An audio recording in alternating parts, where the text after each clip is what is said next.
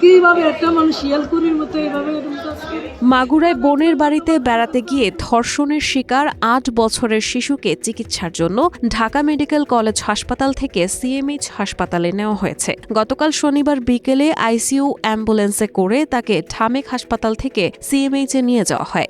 ৮ বছর বয়সী শিশুটির শারীরিক অবস্থা খুব সংকটাপন্ন বলে জানিয়েছেন চিকিৎসা সংশ্লিষ্টরা।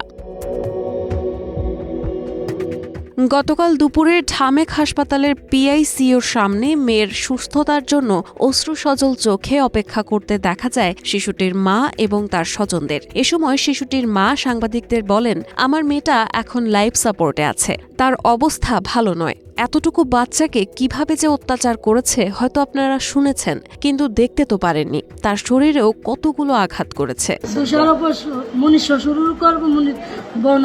মেয়েকে নির্যাতনে জড়িতদের প্রসঙ্গে ধর্ষণের শিকার শিশুটির মা আরও বলেন, বড় মেয়ের শ্বশুর, ভাসুর ও মেয়ের জামাই, তারা ৩ জন মিলেই আমার মেয়ের উপর নির্যাতন করেছে। মেয়ের জামাই আগেও বিয়ে করেছিল, আমরা বিষয়টি জানতাম না। মেয়ের শ্বশুরের বিরুদ্ধে আগেও আরও 2টি মেয়েলি কেস ছিল, সেখান থেকে খালাস নাকি পেয়েছে। এই কেস থেকে যেন খালাস না পায়, এর সর্বোচ্চ শাস্তি যেন হয়। আমার মেয়েকে জঘন্যভাবে যেই নির্যাতন করেছে তাদের শাস্তি দিয়ে দিক।